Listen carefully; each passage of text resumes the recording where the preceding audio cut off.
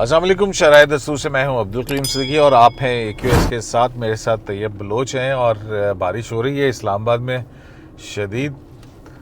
تو اب باہر بیٹھنے کی جگہ نہیں ہے تو ہمارے پاس اس کے علاوہ کوئی دوسرا چارہ نہیں تھا. تو آج جس طرح کی بھی ویڈیو ہے اس پر آپ جو ہے وہ گزارا کیجیے گا. بالکل.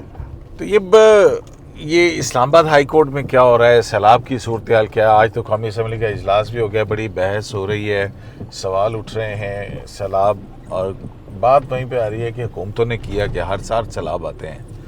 ابھی 2022 میں جو سیلاب آیا تھا وہ کوئی جو ہے اس میں $30 بلین کا نقصان تھا.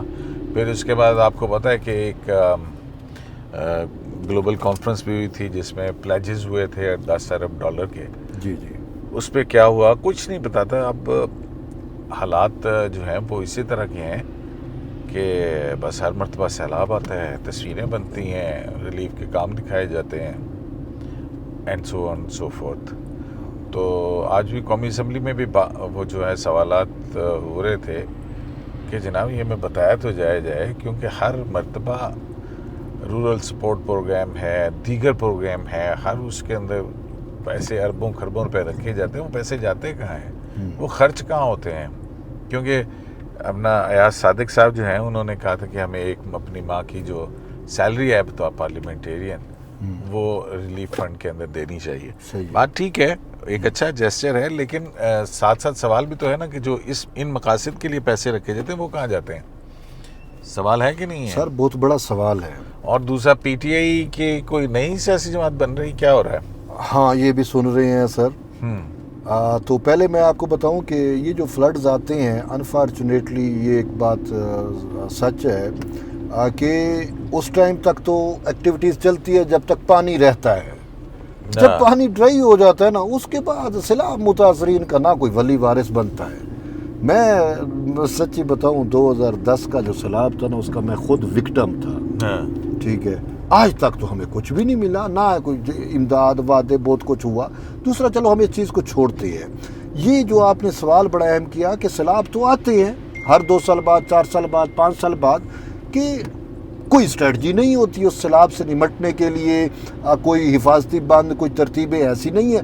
الٹا مطلب ہے ہم نے سیلاب کی جو آبی گزرگاہیں ان پہ قبضے جمائے، ان کو لیگلائز کرنے کی کوشش کی، کہیں عدالتی سہولت کاریاں ہوئیں، کہیں پہ کیا ہوا آپ دیکھیں انکروچمنٹ ہوئی. دریا کے جو کیچمنٹ ایریاز ہیں، جو کچے کے ایریاز ہیں، وہاں پہ کتنے قبضے ہوئے، بہت ساری چیزیں ہیں. اور حکومت خاموش تماشائی ہوتی ہے اور جتنے فنڈز جاری ہوتے ہیں بظاہر تو اتنے فنڈز جاری ہو گئے، پھر وہ کہاں پہ لگتے ہیں، کیسے لگتے ہیں، کچھ پتہ نہیں ہوتا. ٹھیک ہے. اور باقی ایک چیز تو مجھے نظر آ رہی ہے کہ 2022 کا فلڈ آیا تھا وہ زیادہ تر وہ بارش والا فلڈ تھا، یہ دریائی فلڈ نہیں تھا جو سندھ اور بلوچستان کو، اربن فلڈنگ تھی جس نے سندھ اور بلوچستان کو متاثر کیا. تو وہ 1/3 آف پاکستان ڈوب گیا. ہاں پلیجز بھی ہوئی تھی ادھر. اس ٹائم بلاول بھٹو زرداری وزیر خارجہ تھے. لیکن اس میں ایک چیز مجھے نظر آئی ہے وہ یہ ہے کہ سندھ حکومت سیلاب متاثرین کو 21 ملین یعنی کہ 21 لاکھ گھر جو ہے 21 لاکھ گھر جو ہے وہ بنا کے دے رہی ہے. ہم نے دیکھا بلاول یا آسفا جو ہے ان میں وہ تقسیم کر رہی ہوتی ہیں جو مالکانہ حقوق ہیں گھروں کے. یہ سب بات وہیں پہ آ جاتی ہے. یہ کوئی سیلاب آج سے نہیں آ رہے، 1950 سے آ رہے ہیں، پاکستان بننے کے فوراً بعد سے جو ہے نا. بالکل. اور بڑی جو ہے یہ وہ لے کے آئے ہیں. تو وہ راستے جہاں سے سیلاب آتے ہیں جس کا باعث بنتے ہیں ان کو دیکھنا، بند بنانا، یہ ساری چیزیں تو مطلب مس گورننس تو ہے. آج وہ ڈیموں کی بات ہو رہی ہے تو خواجہ آصف جو ہیں انہوں نے بھی صحیح بات ہے ان کی بھی، انہوں نے کہا یہ بھاشا یا محمد ڈیم یا دیگر بڑے ڈیم بنانے میں آپ کو 20 سال 10 سال لگیں گے. اور تب تک کیا ہوگا؟ چھوٹے ڈیم جو ہیں وہ بنائیں جو 2 سال کے اندر بن جاتے ہیں. انفارچونیٹلی پانی جو ہے وہ بوند کو ترسیں گے. ہماری جو آبی ماہرین ہے نا وہ تو ایک 2-4 گنتی کے ہیں، باقی آج کل تو ہر کوئی آبی ماہر بنا ہوا ہے. ٹھیک ہے. لیکن ہمیں نا انگریز کے سسٹم کو سمجھنا ہے، گورے کے سسٹم کو. گورے نے ہمیں یا اس ہمارے دریاؤں پہ باقاعدہ اس نے اسٹڈی کی، بنائے، ہیڈ ورکس بنائے، اور ساتھ اس نے ایک جو ہے وہ سب سے بڑا نہری نظام جو ہے اس کو تشکیل دیا، ماڈرنائزیشن اس کی.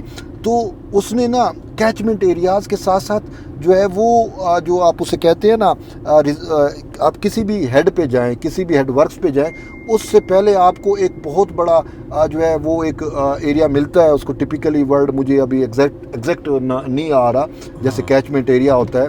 تو وہاں پہ یہ ہوتا ہے کہ مثال کے طور پہ اب جیسے دریائے چناب کی صورتحال ہے, کھلا علاقہ ہوتا ہے جہاں پہ پانی, ہاں اس میں چاروں طرف بند بھی باندھا ہوا ہوتا ہے. اس سے یہ ہوتا ہے کہ جو بیراج ہے یا برج ہے اس سے پہلے دریا کے پانی کو تقسیم کر دیا جاتا ہے, اور پھر جتنا کیپیسٹی ہوتی ہے متعلقہ ہیڈ ورکس کی یا متعلقہ بیراج کی یا برج کی, وہ اس سے اتنا گزارا جاتا ہے.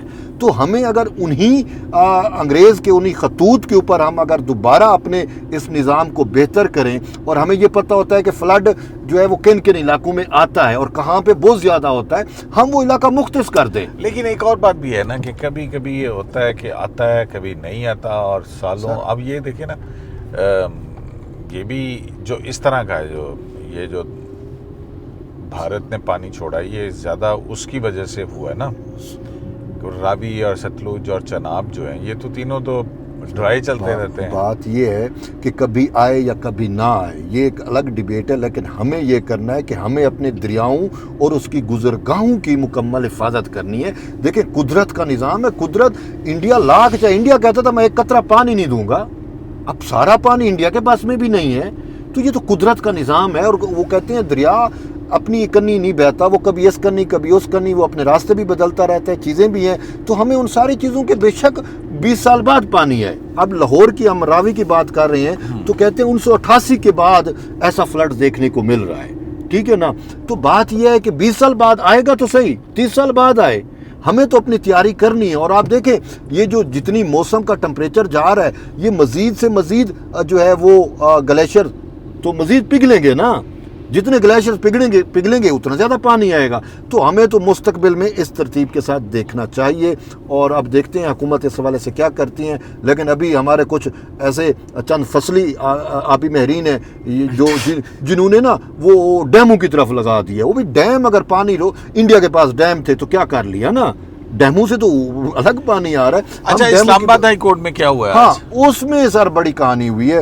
آج آپ کو یاد ہوگا کہ مقدمہ تھا وہ جسٹس کیا نام ہے ان کا, سردار اعجاز اسحاق صاحب, جس میں وہ اپنے بغیر ڈاکٹر عافیہ صدیقی والا کیس تھا, اور اس میں وہ ماورا عدالت چلے گئے تھے اپنے اختیار سے تجاوز کر کے وزیر اعظم کو اور کابینہ کو توہین عدالت اور وہ سارا جو اٹیمپٹس کی تھی. تو وہ مقدمہ جو ہے وہ لگا آج جسٹس انعام امین منہاج صاحب کے پاس, اور آج اس کی سماعت ہونی تھی.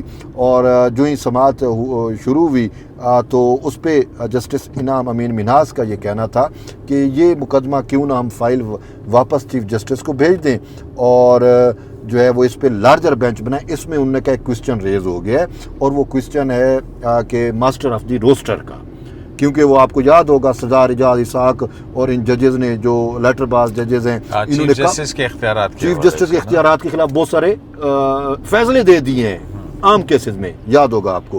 تو وہ بھی ایک ایشو تھا, لیکن وکیل نے کہا کہ سر وہ, انہوں نے کہا نہیں یہ میرا بھی فیصلہ موجود ہے روسٹر ماسٹر آف روسٹر سے متعلق. اور انہوں نے کہا کہ وہ میں نے جسٹس منیب اختر صاحب کی جو ججمنٹ تھی میرا بھی وہی پوائنٹ آف ویو ہے. تو اس پہ پھر معاملہ بھیجا جاتا ہے. لیکن منیب اختر صاحب کی اس ججمنٹ کو ہاں وہ تو چیف جسٹس پاکستان سے متعلق تھی نا طیب صاحب, بالکل, جس میں انہوں نے وہ بھی ہماری پٹیشن تھی. آپ کو پتہ ہے نا وہ کیا ہوا تھا, جی بالکل تشدد اور واقعات ہو رہے تھے, بالکل آپ نے پٹیشن دائر کی تھی, اور جس پہ پھر قاضی صاحب نے ایک آرڈر پاس کیا, تو بندیال صاحب نے جو ہے وہ ان سے مقدمہ لے کے اور 5 رکنی لارجر بینچ بنا دیا, وہ انوینشن دے دی ماسٹر آف دی روسٹر کی, اور اس میں پھر ماسٹر آف دی روسٹر کا جو ہے نا کانسیپٹ متعارف کروایا منیب اختر صاحب کی وہ ججمنٹ, جبکہ پاکستان کے کانسٹیٹیوشن میں یہ لفظ ہی نہیں ہے کہیں نہیں.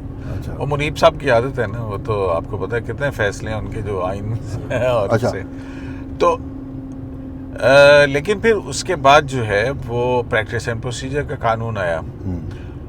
پریکٹس اینڈ پروسیجر کے قانون کے اوپر آپ کو پتہ ہے کتنی لمبی چوڑی فل کورٹ نے ہیئرنگ کی تھی, اور پھر اس کے بعد وہ فیصلہ آیا 10-6 سے. بالکل. تو اس میں جو ہے وہ چیف جسٹس کے اختیارات کی تقسیم جو ہے وہ تو ویلڈ قرار دیے نا انہوں نے.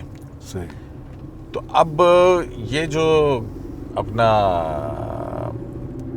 ہائی کورٹ سے متعلق کیونکہ چیف جسٹس کے اختیارات اس طرح سے کوئی لیجسلیشن نہیں ہے، تو اب وہاں پہ جو ہے وہ اچھی بات ہے کہ ایک فل کورٹ بنے، اور اگر وہاں پہ بھی کولیجیم کی طرف چلے جاتے ہیں، لیکن میرا خیال ہے کہ پارلیمنٹ کو دیکھنا چاہیے کہ بھی چیف جسٹس کے اختیارات کی ایک کمیٹی بنے، جیسے یہاں پہ سپریم کورٹ کے لیے کمیٹی ہے اسی طرح سے اس کو بھی فالو کیا جائے. صحیح ہے.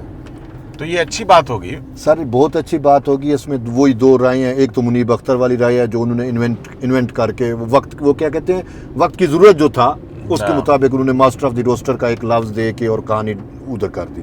دوسری رائے یہ ہے نہیں کر دی. بندیال صاحب جو ہیں وہ چیف جسٹس بننے والے تھے، اور پھر اس کے بعد آپ نے دیکھا ہی ہے کہ کس طرح سے بینچ بنے اور کیا کیا کچھ نہیں ہوا وہاں پہ، اور کیسے کیسے فیصلے آئے، کس طرح کیا ہوتا تھا. اچھا، تو دوسری رائے یہ ہے کہ وہ جیسے قاضی صاحب کہتے تھے کہ ماسٹر آف دی روسٹر کو کوئی کنسیپٹ ہی نہیں ہے. ٹھیک ہے نا. تو اب یہ دو رائے ہیں. ان دو رائے آف ججز ہونا چاہیے. دو رائے ہیں. اب ان رائے پہ اسلام آباد ہائی کورٹ اپنے طور پہ کوئی فیصلہ کرتی ہے، یا پھر آپ والی بات ہے کہ پارلیمان کو، قانون سازوں کو سوچنا چاہیے کہ بھئی آپ اگر سپریم کورٹ آف پاکستان کے چیف جسٹس کے جو اختیارات ہیں وہ اگر آپ نے supreme court practice and procedure act کے تحت جو ہے وہ دیگر ججز میں جو سینئر ججز ہیں اور وہ ایک کمیٹی اور وہ سارا ایک کنسیپٹ دیا ہے، تو کیا یہ کنسیپٹ ون اینڈ اونلی صرف سپریم کورٹ آف پاکستان کے لیے یا ہائی کورٹس کے اوپر بھی اس کا اطلاق ہونا ہے؟ ہونا چاہیے، وہاں پہ بھی کولیجیم ہونی چاہیے. ہاں، تو یہ چیزیں اب پارلیمان کو دیکھنی ہے. لیکن یہاں پہ یہ جو آج مقدمہ تھا عافیہ صدیقی اور یہ والا، تو اسی وجہ سے وہ فائل جو ہے وہ واپس جو ہے وہ بھجوا دی گئی ہے چیف جسٹس کو. تو اب دیکھتے ہیں اس پہ کیا آگے فردر جو ہے وہ معاملہ جو ہے وہ چلتا ہے. صحیح.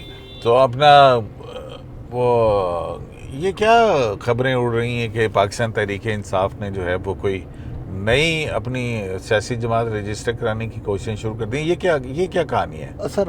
یہ کیا ہے؟ یہ کہاں سے خبر چلی ہے؟ یہ کیا ہے یہ خبر؟ وہ جو گزشتہ ملاقات ہوئی نا بانی پی ٹی آئی سے یا pattern in chief Tehreek Insaf سے ان کے رہنماؤں کی، وہاں پہ جو ہے کہا یہ جا رہا ہے کہ خان صاحب نے جو ہے یا پیٹرن ان چیف نے کہا ہے کہ آپ نئی پارٹی جو ہے وہ رجسٹر کراؤ اپنے جو رہنما جو ان کو ملنے گئے تھے. اچھا. تو اب یہ کہا جا رہا ہے کہ اس حوالے سے کوئی نئی پارٹی جو ہے وہ بہت ریڈ ہو گئے.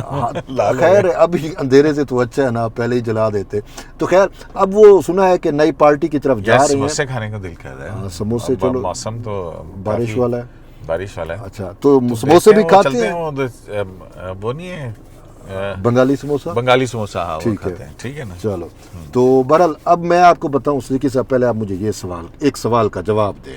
میں کس سوال کا جواب؟ تحریک انصاف کا اب جو موجودہ بوجھ ہے، جس میں 9 مئی بھی ان پہ ثابت ہوا، تحریک انصاف کے 58 رہنما کارکنوں اور ورکرز کو چھوڑ دیں، جو 58 رہنما ہیں وہ بھی جو ہے اس میں آ گئے ہیں. 9 مئی میں ان کو سزائیں بھی ہو رہی ہیں یا ہو چکی ہیں. تو کیا تحریک انصاف اب ایک بوجھ نہیں بن گیا پولیٹیکلی؟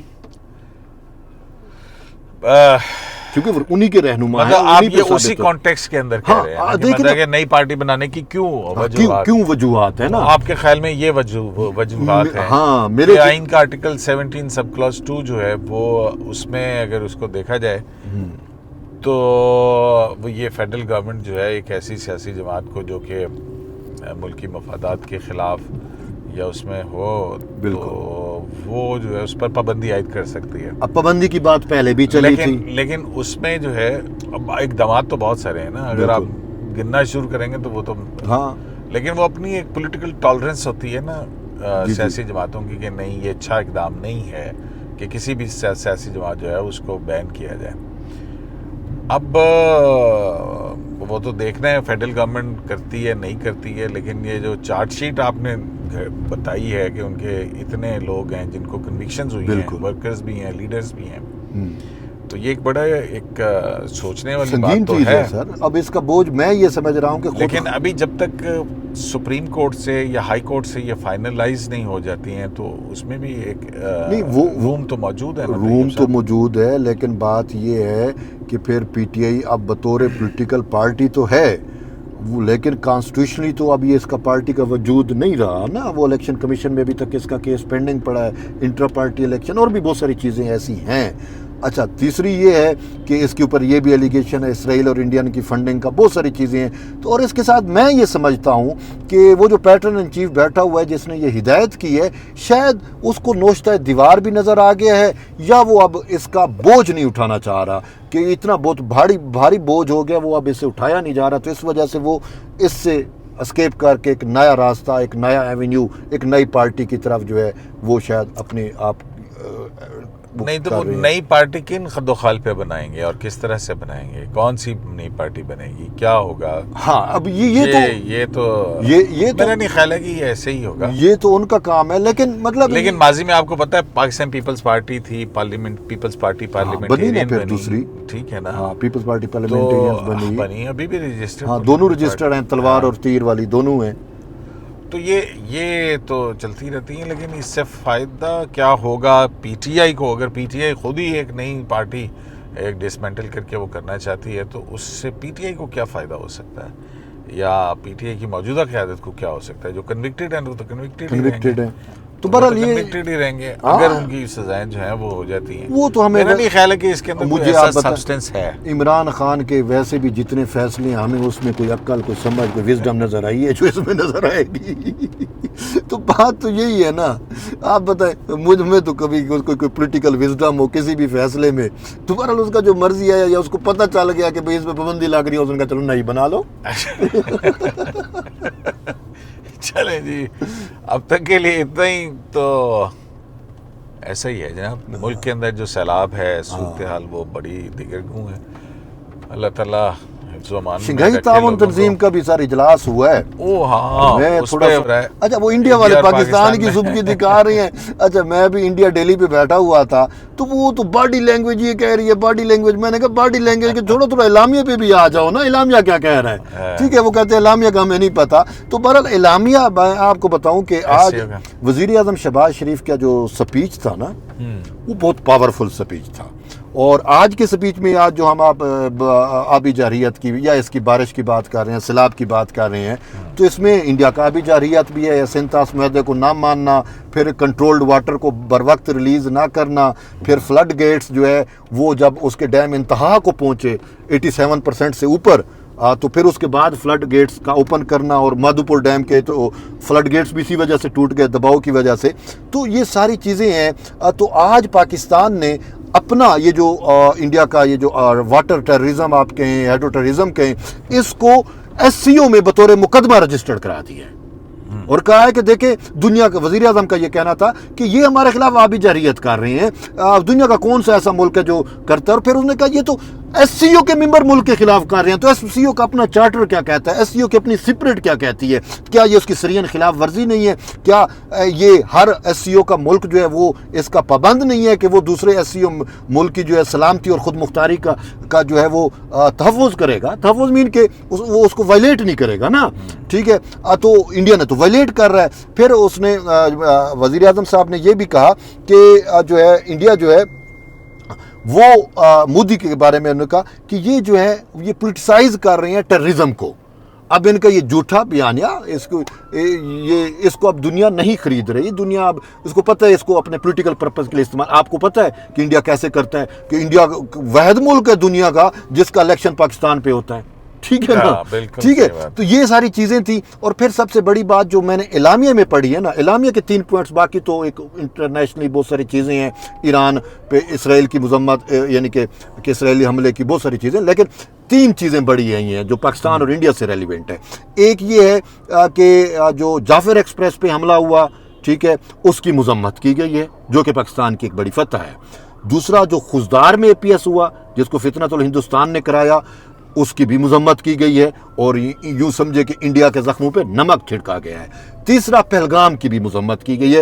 انڈیا کی بھی کوئی بات کہیں مان لی گئی ہے. پہلے دن سے پہلگام کی مذمت کر رہا ہے اور اس کی امپارشل وہ تحقیقات کے لیے کہہ رہا ہے. وہ تو بہانہ بنا کے پاکستان پہ اٹیک کیا. مودی صاحب نے الیکشن جیتنے کے چکر میں خود اپنا بیڑا غرق کر لیا. تو یہ ایس سی او کا ہے. یہ میں کہتا ہوں کہ آج ایس سی او میں پاکستان نے اپنا مقدمہ بھی رکھا اور پاکستان اعلامیہ سے پاکستان کی جیت ہوئی ہے. چلیں اصلی بنگالی سموسا سینٹر آ گیا. اجازت دیجیے، واللہ نہیں گئے.